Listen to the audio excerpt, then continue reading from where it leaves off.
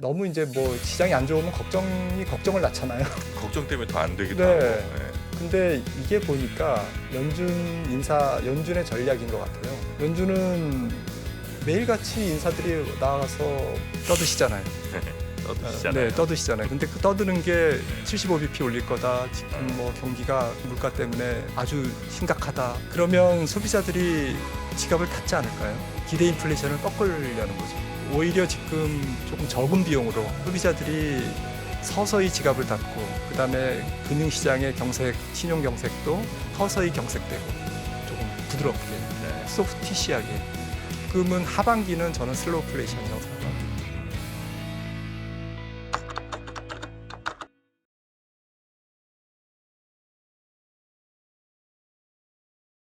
자, 그러면 오늘 6월 30일 이제 네. 상반기가 2022년 마지막이죠. 네, 네. 끝나고요. 네. 내일부터는 7월이 시작됩니다. 이렇게 한 반기가 끝날 때 또 우리 김한진 박사님과 함께 네. 정리를 또 전망을 해보는 시간 가지면 네. 어떨까 싶습니다. 우리 3프로TV 김한진 박사님 어서 오십시오. 네, 어서 오십시오. 안녕하세요. 네, 반갑습니다. 3프로TV 이코노미스트가 되신 이후에 이 시장에 대한 전망이 굉장히 날이 서고 예리하고 그렇습니까? 아유, 부족한 점 많습니다. 그렇다는 장안의 소문이 자자합니다. 자, 그럼 이제 오늘은 오늘 어떤 얘기를 좀 위주로 해주십니까? 뭐 좀 그 혼란스럽잖아요. 네. 마켓의 모든 주변 환경이. 음, 그래서 한번 또 정리를 한번 하고 네네네. 가는 게 어떨까. 네, 좋습니다. 이제 상반기도 끝났고 하니까. 네. 네, 그래서 제일 중요한 게 좀 뭐 책을 뭐 여러분들이 보셨겠지만 캠 피셔 저도 좋아하거든요. 네. 그래서 캠 피셔 회장이 이제 얘기한 것 중에 제일 인상 깊은 얘기가 어쨌든 너무 초단기에 집착하지 말라. 네. 초단기 재료에 그거는 다 주가에 반영됐다. 음흠. 그리고 너무 멀리 있는 뭐 세상이 망할 것 음. 같은 뭐 무슨 뭐 부채 위기가 오고 뭐 올 수도 있지만 네. 그런 것도 너무 길게 있는 것은 뭐 인구 구조라든지 뭐 조금 접어두라. 그걸 조금 다시 한번 저도 리마인드 했고요. 그리고 좀 이 시점에서 생각해봐야 될 게 네. 우리가 예상하지 못했던 악재가 뭐가 있을까. 음. 이제 이게 주가를 더 앞으로 그렇죠. 곤란하게 예상하는 거는 다 반영되는 거예요. 네, 원래. 저는 뭐 90% 반영돼 있다고 생각하거든요. 예. 우리가 지금 알고 있는 거, 네. 오늘 나온 뉴스 이런 것들은 뭐 100%라고 모르는 게 뭐냐. 모르겠지만, 네. 네. 그래서 자료 한번 네, 나옵니다. 예. 제일 전혀 모르는 악재와 예상보다 나빠지는 악재. 그러니까 모르는 악재, 그러니까 뭐 회색 코뿔소 뭐 네. 이런 거죠. 네. 꼬리 위험. 예. 그림자 금융이 항상 문제입니다. 예. 네. 어느 시대나. 그래서 이거는 사실은 우리가 데이터가 없어서 몰라요. 예. 뭐 헤지 펀드의 파산이라든지 음. 뭐 부실 채권이 어디서 터진다든지 이런 것들 잘 모르고요. 모르는 악재. 그다음에 우리가 잘 아는 기업들. 네. 이런 기업이 파산 신청을 했어? 깜짝 놀랐어요. 네, 자고 일어났는데. 예. 뭐 어제 뉴욕 시장에서 어쨌든 조그만 기업이 파산 신청을 했습니다만. 그 저기죠. 좀 비트코인 관련. 네네네네. 헤지펀드죠, 헤지펀드. 핀테크라든지 네. 뭐 이런 기업들이 지금 어렵거든요. 예. 그런 기업들 모르겠어요. 근데 작은 기업이 아니라 큰 기업이 이렇게 파산하면 네. 뭐 이제 문제가 되겠죠. 그리고 재정 위기. 뭐 일단 금리가 올라간 상태에서 경기가 침체로 가면 재정 위기 혹은 신흥국의 굵직한 외환 위기, 네. 중국의 심각한 경기 침체, 뭐 중국 경제가 뭐 3%도 성장을 못한다든지 올해 하반기에 유로존 시스템 자체의 균열, 뭐 이런 것들이 이제 모르는 악재고요. 근데 이거는 뭐 너무 분석하면 머리가 아픕니다. 네. 네, 그냥 이런 것들이 있을 것 같은데 뭐 한번 지켜보자. 뭐 이렇게 좀 편하게 보면 될 것 같고요. 예. 근데 이미 예상은 했지만 조금 더 악화되는 악재가 조금 더 관심을 가져야 될 것 같아요. 예. 이런 악재에 유가가 어제 좀 빠졌습니다만 아무튼 이게 일시적이 아니라 150불 위로 뭐 이렇게 해서 140불, 150불에 계속 하반기에도 머문다. 동절기까지. 아니, 그런 쪽으로 간다. 네, 만약에. 예. 그러면 작년 유가가 지금 70불이었으니까 지금 평균 110달러 수준이잖아요. 115, 네. 브렌트유 115. 그러면 한 70% 상승한 상태지 않습니까? 네. 그런 상태에서 만약에 140, 50불 정도 되면 이거는 뭐 좀 경기 침체가 빨리 오는 뭐 그냥 게임이 끝나는 거죠. 게임 끝나는 오히려 뭐 주식시장도 약세장이 빨리 마감될 수도 있습니다. 크게 빠진다는 얘기죠. 네, 네, 한 번 더 충격을 줄 것 같고요. 네. 그다음에 미국과 유로존 경기의 조기 침체 가능성. 어제 뭐 미국 GDP도 나왔습니다만 확정치가 더 내려갔다고. 네, 이런 게 이제 좀 예상될 수 있는. 엔 달러가 지금 뭐 136엔이잖아요. 네. 한 여기서 한 10엔 뭐 150엔 정도 터치한다든지 네. 이러면 원 달러가 1,400원 그 얘기는 근접하잖아요. 달러 인덱스가 네. 급등한다는 얘기고. 그러면 코스피가 뭐 2,200 깨지죠. 이런 상태로 가면 아마 자금이 유출될 테니까요. 아시아 도미노 환율 상승, 기업 이익이 감소는 하고 있는데 이게 너무 심하게 감소한다. 예를 들면 당장 EQ부터 뭐 이런 것들이 이제 예상보다 나빠지는 악재죠. 저렇게 된다는 게 아니라 저렇게 된다면이란 뜻이죠. 네. 그래서 제일 중요한 거는 유가인 것 같아요. 네. 유가 어디까지 괜찮아요? 그러니까 150불 되면 뭐 큰일 날 것 같은 거는 뭐 충분히 이해할 수 있을 것 같은데 예를 들면 120불, 130불이면 어떻습니까? 그러면 뭐 지금 예상한 것보다는 높지만 미국 경제 성장률이 올해 네. 하반기에 4.1% 정도가 나와야 올해 2% 성장하거든요. 네. 그 이미 물 건너간 것 같아요. 네, 그러니까 지금 연준이 예상하는 1.7%가 되려면 네. 굉장히 힘듭니다. 그렇죠. 근데 유가가 만약에 여기서 더 올라가면 네. 제 생각에는 0%대 성장으로 갈 것 같아요. 0점 몇. 네, 네, 네. 그리고 그렇게 되면 2분기에 플러스가 나와도 하반기 마이너스 성장이 네. 뭐 한두 분기 있을 수 있다는 얘기죠. 그렇게 되면 이제 자 경제 성장률이 0%대까지 떨어져요. 그러면 주가는 그러니까 경기 침체가 네. 슬로우 플레이션이 아니라 그냥 바로 디플레이션하고 디프레션. 네. 그러니까 경기가 바닥을 완전히 지하실로 뚫고 내려가는 그렇게 이제 되면 그런 상태로 가면서 120, 30불만 돼도 아니요 지금 120불 정도에서는 괜찮고요. 네. 여기서 더 올라가면 130불? 뭐 그걸 뭐 딱히 저기 할 수는 없지만 여기서 올라갈수록 그 확률이 높아진다라고 왜 자꾸 얘기를 이렇게 제가 여쭤보냐면 하셔야 되는 거죠. 사실 뭐 그런 얘기는 할 수 있잖아요. 유가 200불 되면 큰일 난다. 이 얘기는 저도 할 수 있잖아요. 네. 근데 사실상 유가가 지금 한 110불? 100 뭐 이쪽 왔다 갔다 하는 네. 것 같은데 여기서 갑자기 200불 될 일은 사실은 별로 없을 것 같고 그러니까 대충 뭐 여기서 좀 떨어지든지 아니면 여기서 좀 올라가면 한 20불, 30불 되지 않을까 요 정도 이제 걱정들 많이 하실 거 아니겠습니까? 그러지 않을 가능성을 염두에 두라는 거예요. 근데 유가가 원래 고유가는 고유가로 잡는다라는 얘기가 있습니다. 그러니까 고유가가 만약에 그러니까 120불에서 그 이상으로 올라가면 수요가 급격하게 위축되면서 수요 파괴 때문에 네네. 유가가 폭락하죠 다시. 네, 그리고 경기도 침체하고 네. 그 사이에 주가도 한 단계 더 내려가겠죠. 이제 그런 게 굉장히 신속하게 네. 짧은 시간에 내에 진행될 가능성이 있는 거죠. 그러니까 130만 돼도 그게 뭐 어떻게 알겠습니까? 딱 그 지점이. 예. 네. 근데 지금도 굉장히 어려운데 네네. 경기를 지금 시나리오 120불이 넘지 않아도 음. 올해 하반기 미국 경제 성장률이 뭐 1% 이상 성장하기가 버거운데 네네. 소비가 줄어서 여기서 더 올라가면 1%가 아니라 뭐 0.5% 마이너스 성장 이렇게 가는 거죠. 경기가 이제 경제가 살아있는 어떤 생물이기 때문에 네네. 소비자들이 지갑을 닫고 이렇게 소비 심리가 급냉하겠죠. 네네네. 유가 얘기가 나왔으니까 이제 조금 말씀을 드리면 네. 뭐 세 번째 차트로 바로 넘어가시면 이게 이제 러시아 원유 수출에 대한 대체 능력이에요.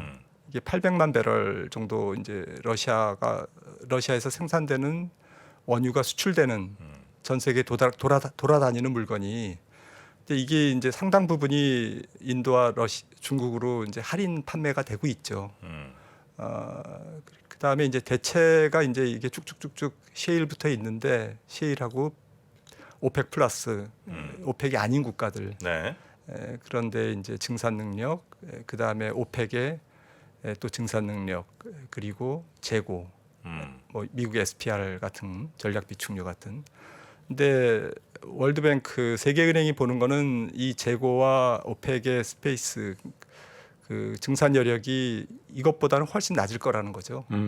지금 전문가들이 보는 거는 이것도 예측한 게 뭐 5월달 예측하니까 6월, 7월 되면서 더 줄었잖아요. 6월달 더 줄었기 때문에 네. 이게 훨씬 더 줄어 있는 거고, 그래서 전체적으로 러시아 문제가 해결 안 되면 이게 바로 내려오기는 어렵다. 단 내려오는 방법은 한 가지 있다. 수요가 위축돼서 즉 경기 침체로 내려오는 방법밖에는 없다라는 거고요. 네. 역대 인플레 시기에 실질 에너지 가격 상승률을 보면 이거는 이제 세계은행이 예상하는 97달러, 올해 97달러 될 거다. 네. 자기네들이 그렇게 예상한 건데 지금 현재 가격은 116달러입니다.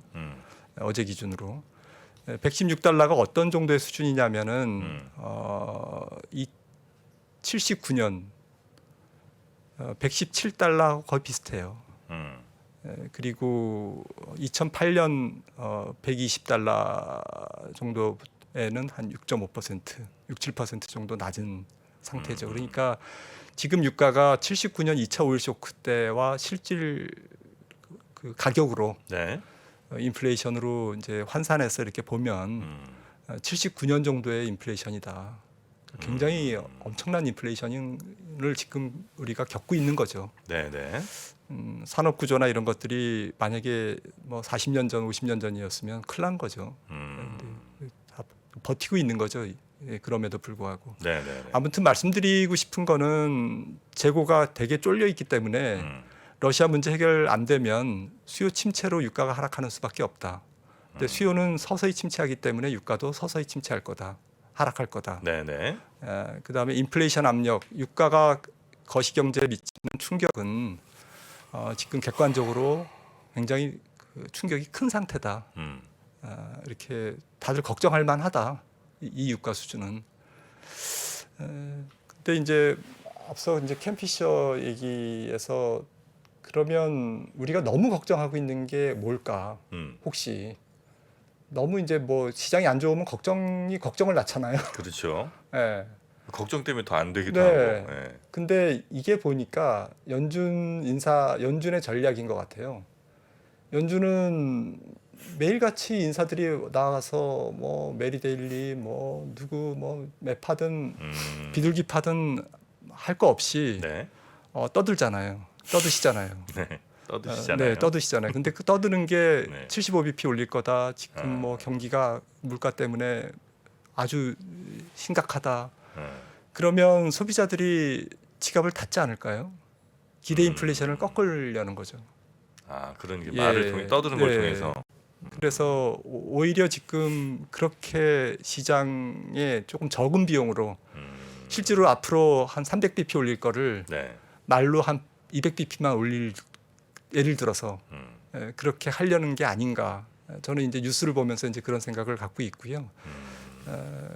그래서 만약에 이제 소비자들이 갑작스럽게 지갑을 닫기보다는 서서히 지갑을 닫고, 그다음에 금융시장의 신용 경색도 서서히 경색되고 조금 부드럽게, 네. 소프티시하게, 그리고 기업의 투자도 급냉하는 게 아니라 뭐 빅테크 기업들 뭐 데이터 센터 투자할 거 하고, 뭐 5G 뭐 차세대 통신망 투자할 거 하고, 신재생 에너지 투자할 거 하고 이러면서 한쪽에서는 좀 줄고, 이렇게 경제가 이렇게 조금 슬로우 다운 되면 이거는 니콜라스 루프라는 UBS 전략가가 슬로우플레이션이라는 단어를 엊그제 썼는데, 엊그제인가 뭐 어쨌든 저는 뉴스에서 슬로우플레이션이라는 단어가 참 적합하다. 네. 스태그플레이션으로 갈지는 모르지만 지금은 하반기는 저는 슬로우플레이션이라고 생각합니다. 그러니까 경기가 성장이 계속 둔화되는 거죠. 네, 네. 그리고 경제 주체들이 이 인플레이션에 적응하는 거죠. 적응하다가 포기할 수 있어요. 네. 경기가 급냉할 수도 있어요. 근데 그거는 지금은 아직은 아니다. 있다라는 거고요. 슬로우플레이션이 그러면 어느 정도의 뭐 성장률이면 슬로우플레이션이고 어느 정도의 성장률 하락이면 스태그플레이션이냐, 완전히 경기가 침체하는 거냐. 뭐 그렇게 물어보신다면 제 생각에는 올해 한 미국이 1.5% 성장률만 해준다면 네.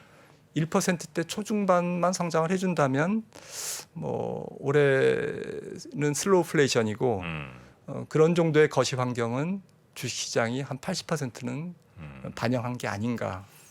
그리고 네. 연준의 기준금리 인상도 지금 우리의 예상하는 범주에 들어가 있지 않을까. 연말 한 3.5 정도. 네네네.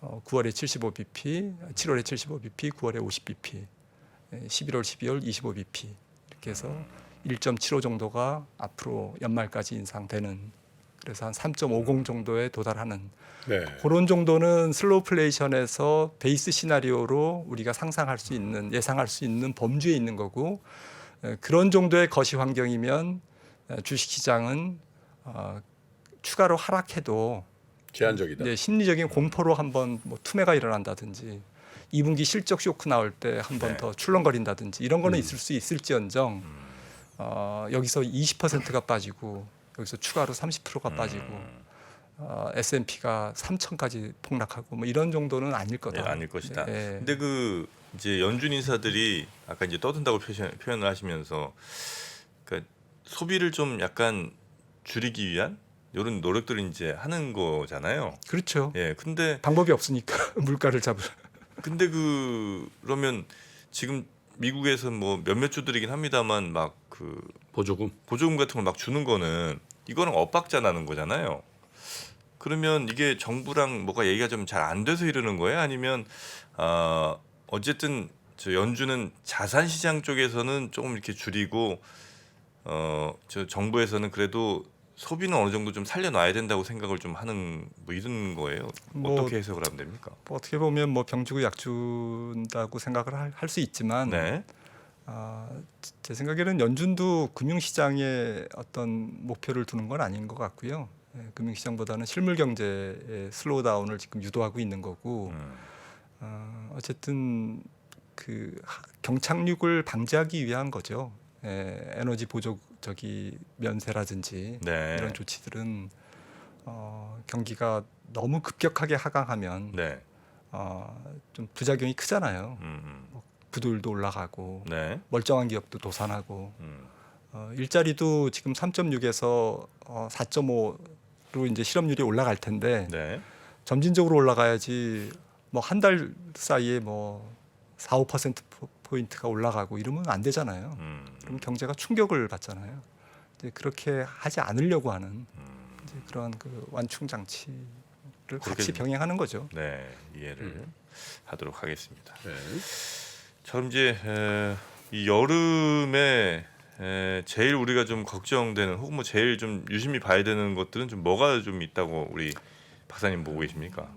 그래서 뭐 앞서 말씀드린 유가가 키를 쥐고 있고 네. 다음은 실적인 것 같아요. 실적? 네, 지금 7월 14일부터 JP 모건을 시작으로 네. 2분기 어닝 시즌이 시작되는데 만약에 실적이 어느 정도 지금 기업들이 방어를 하느냐, 인플레이션을 방어해서.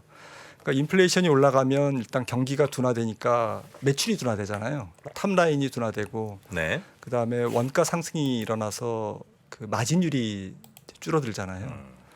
그리고 이제 금융 시장이 경색되면서 전체적으로 금융 비용도 올라가고 이자 비용도 올라가면서 또 여러 가지 금융 거래가 좀 원활하지 않게 되잖아요. 이런 것들이 이제 다 비용으로 나타나는 거고요. 그다음에 지금 뭐 나이키 며칠 전에 이제 재고 증가로 이제 주가가 좀 떨어졌는데 네.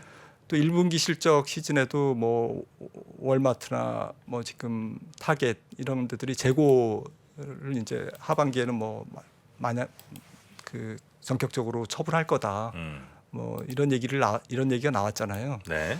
그러니까 이런 것들이 이제 재고를 뭐 싸게 처분하면 그것도 또 이제 마진이 떨어지는 거잖아요.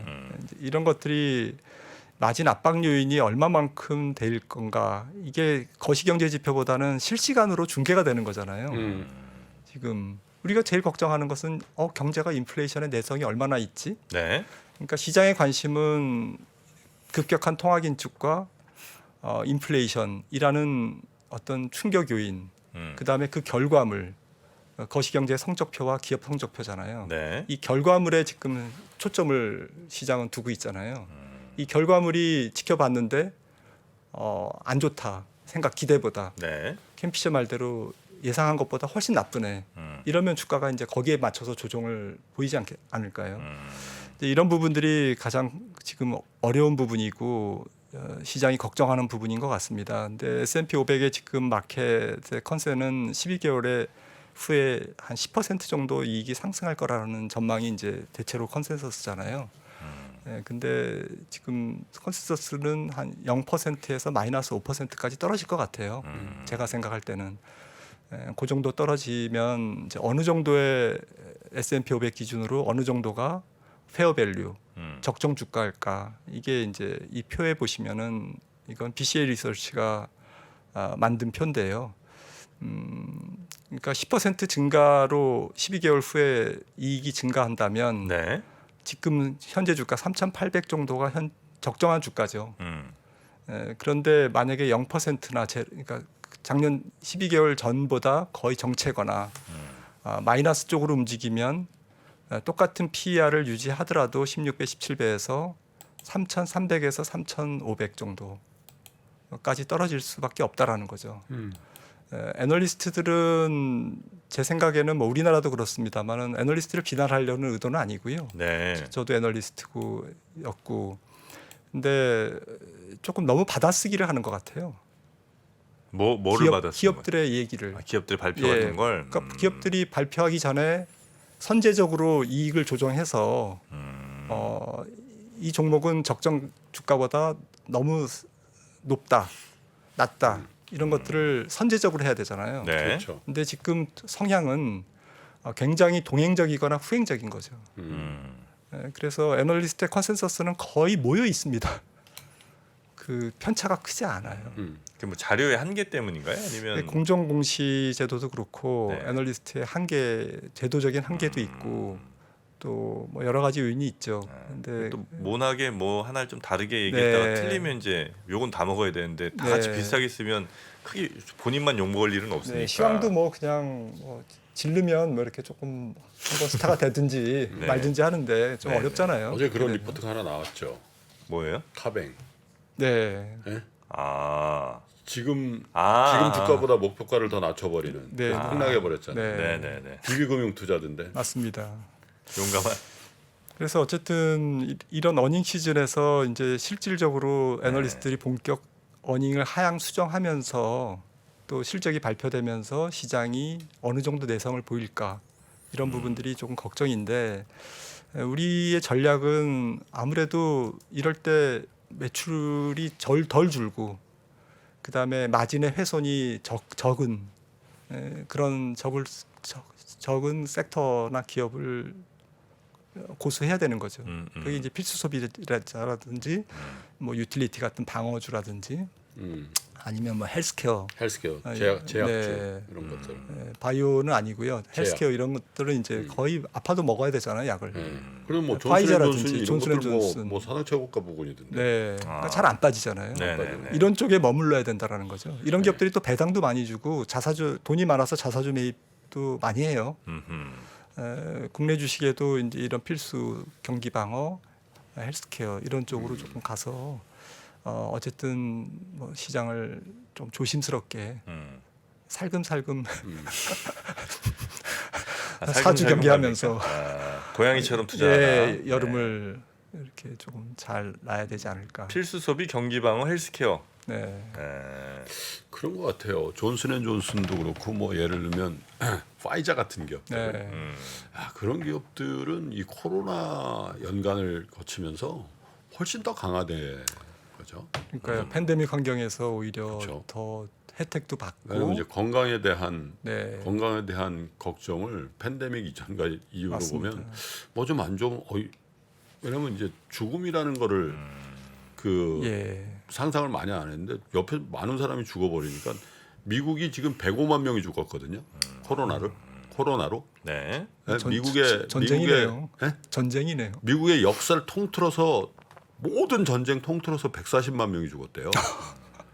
2차 대전, 뭐 남북 전쟁, 뭐 한국전, 베트남, 미국 시티즌이 미국 사람이 네. 전장에서 죽은 게 140만 명인데 2년 동안에 105만 명이 죽은 거예요. 어마어마하군요. 어마어마하게 우리는 이게 건강에 세 있어 이렇게 한다는 것 자체가 대단한. 진짜 감사해야 되네요. 네. 그 헬스케어 쪽으로도 특히 이제 좀 큰 회사들, 헬스케어 그렇죠. 좀 큰 네. 회사들. 바이오 거의 파이프라인 필수- 갖고 뭐 네. 하는 그런 거 말고. 네, 네. 거의 필수 소비재니까요. 그죠? 그런 쪽으로 한번 관심을. 그러니까 에너지도 좀 제 생각에는 지금 계속 좀 약세잖아요. 네네. 유가가 어떻게 될지 모르겠습니다만은 저는 매도를 권합니다. 비중 축소. 에너지. 에너지주, 네. 정유주. 뭐 어쨌든 미국은 또 정유주보다는 실제로 이제 석유 추출 예. 네. 회사들이 아, 엑슨모빌이라든지 그렇죠. 유정 갖고 있는. 네, 유전 갖고 있는 애들. 아, 우리 박사님은 이렇게 찬찬히 가끔 가다가 한번 에너지주 왜 아니, 매도해요? 매도예요? 왜? 아니 제 생각에는 시간의 문제지 네. 수요 파괴는 지금 진행되고 있거든요. 아. 수요 파괴는 진행되고 있고 GDP 전망도 계속 하향 수정되잖아요. 앞서 지금 그 차트에서도 엊그제 나온 세계은행의 전망이 미국을 2.5% 봤어요. 이게 뭐 연초에 나온 전망이 아니에요. 네네네. 근데 지금 1.5%가 어렵다고 오늘 말씀을 나눴잖아요. 네. 미국 경제 성장률이 네. 1%가 될까? 지금 이런 얘기를 오늘 나눴잖아요. 네. 이렇게 거시 전망이 하향 수정되고 있다는 것은 이미 수요 파괴가 진행되고 있고 시장은 신속하게 그걸 반영하고 있다는 거거든요. 그러니까 저도 그런 생각이 동감하거든요. 네, 사실은 이제 이 팬데믹이 끝나는 시점하고 겹쳤기 때문에 사람들의 생각이 소비를 해야 된다라는 그런 강한, 네. 그죠? 특히 이제 이 서비스에 대한 수요 강하게 되는 시점에 인플레이션이 왔기 때문에 평상시대로라면 훨씬 더 빨리 인플레이션 구간에 적응했을 텐데 그게 묘하게 엔데믹과 겹친 거라. 맞습니다. 그러니까 나 사람 만나야 되는데 여행 가야 되는데 이런 거하고 겹친 거지. 근데 물가가 진짜 현실적으로 나한테 다가왔을 때 사람은 적응하게 돼 있거든. 급속도로 그러니까 미국 소비 심리 지표 같은 게 확 떨어지는 그렇지. 거는 그래서 인플레이션에 대해서 그렇게까지 또 유가에 대해서 그렇게까지 걱정해야 되나 그런 생각도 일견. 네, 그래서 저는 소비자들이 일단 지금은 올라온 높은 물가에 지금 이렇게 타협하고 예. 소비를 줄일 건 줄이지만 뭐 할 건 하고 말씀하셨던 이제 경제 활동이 재개되고 그렇죠. 있기 내구재 때문에 이런 거 안 사는 거죠. 네, 그렇게 해서 조금 이렇게 충돌되는 과정이고 요 단계가 지나면 이제 적극적으로 소비를 줄이는 단계거든요. 네. 그다음에 마지막 단계는 이제 아. 그냥 고용 자체가 주는. 네, 일자리가 이제 자기 일자리에 대한 어떤 걱정 때문에 소비가 줄 뿐만 아니라 모든 뭐 경제 활동이 완전히 위축되는 이제 이런 단계를 밟아 나갈 텐데 네. 그 첫 단계가 지금 진행되고 있기 때문에 네.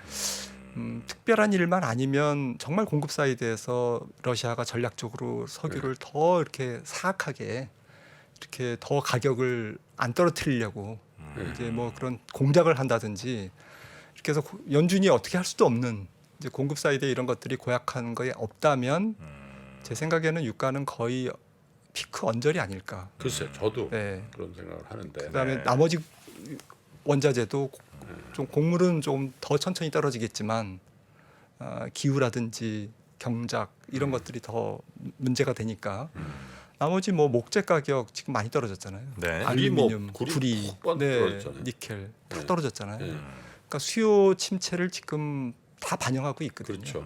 그래서 원자재 쪽도 저는 이제 좀 엑시트 하는 게 좋지 않을까. 저도 뭐 저 한 가지 예를 가지고 뭐 일반화하기는 어려운데 미국의 국내선 항공권값이 폭등했거든요. 엄청나게 독등해가지고 엄청나게 물가에 폭등해서 부담을 줄 물가에 그런데 부담을 이제 줄 그래서 이제 정도였죠. 국내 여행이 뭐 미국은 다 항공기로 뭐 네. LA에서 뉴욕 가고 뭐 또 LA에서 시카고 가는.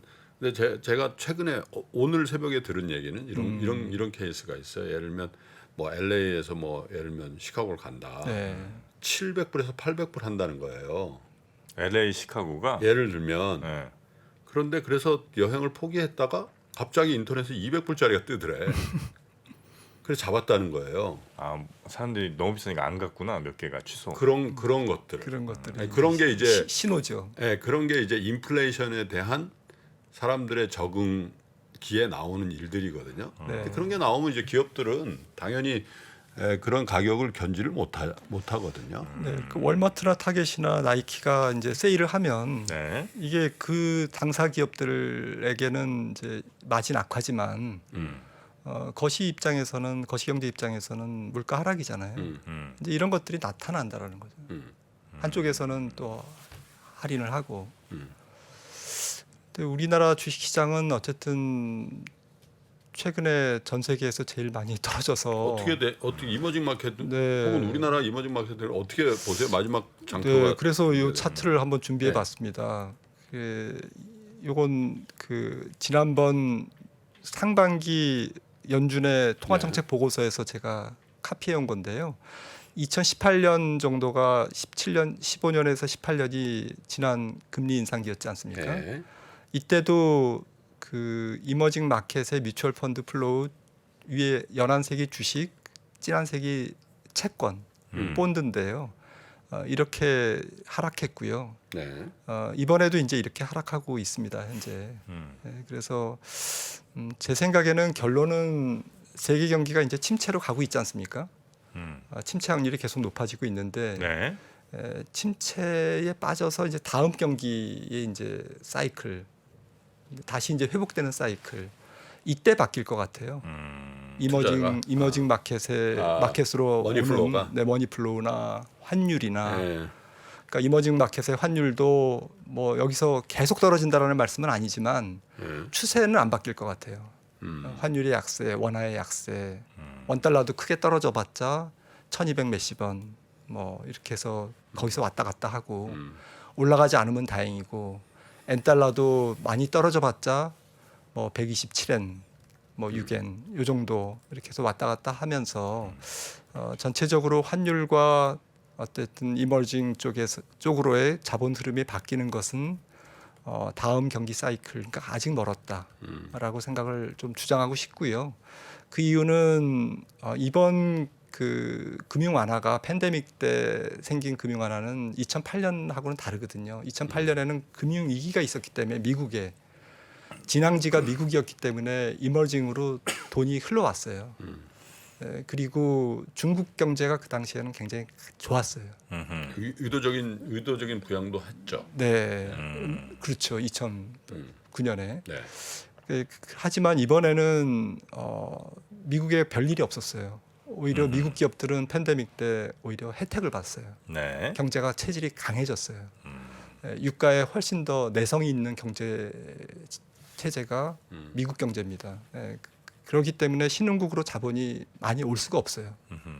이번 경기에서는. 근데 그 신흥국 중에서 그 저런 데로 세더군요. 보니까 사우디, 네, 아랍에미리트, 맞습니다. 쿠웨이트 이런 데로 돈 축 세버리는 거야. 예, 이거 보시면은 지금 신흥국의 국채금리 변화거든요. 이게 국채금리 변화가 CDS 그 나라의 그 신용도라든지 CDS랑도 비슷합니다. 이 국채금리는 2월 23일 러시아 전쟁, 우크라이나 전쟁 시점부터 5월 말까지를 비교한 그 나라 국채금리거든요. 네. 그 김프로님 말씀하셨듯이 석유 수출국들의 네. 국채금리는 많이 안 올라가죠. 올라갔어요. 네. CDS가 많이 안 올라갔다는 얘기고요. 이쪽으로 돈이 들어갔다는 얘기입니다. 그렇죠. 근데 보십시오. 석유 수입국들, 에너지 수입국들은 많이 올라갔습니다. 네. 이런 쪽으로 돈이 안 흘러온 거예요. 이런 쪽에 금융 위험 지표가 올라간 겁니다.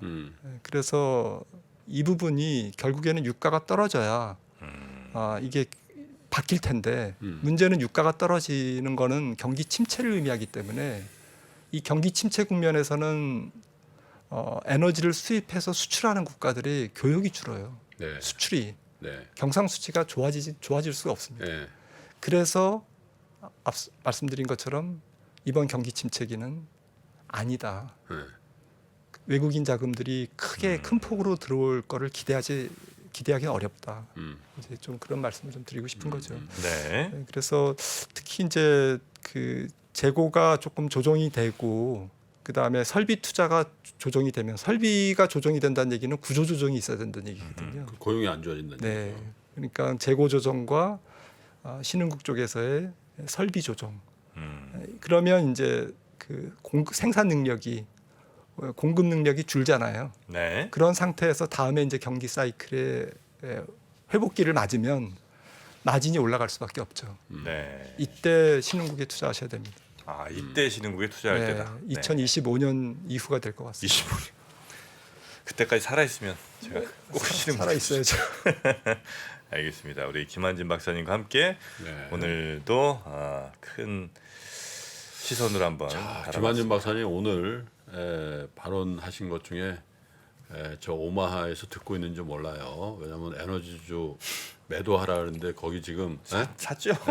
지금 회사 자체를 사버리려고 있는 거 아시잖아요. 네, 지금 워런 어떻게 버핏이 지금 워런 버핏과 우리 한친킴 과연 어떻게 승자는 될까? 저희가 누구일까요? 제가 감히 뭐 짧은 생각이었습니다. 저희가 쭉 지켜보도록 하겠습니다. 우리 3프로 TV의 김한진 박사님 오늘도 고생 많으셨고요. 다음 시간에 또 뵙겠습니다. 고맙습니다. 감사합니다. 네, 감사합니다.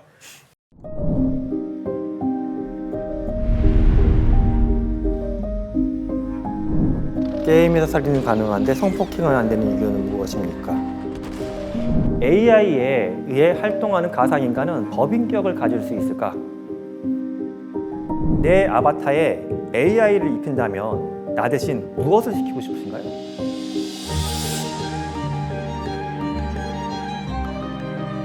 질문 자체를 만드는 걸 질문으로 드리고 싶었어요.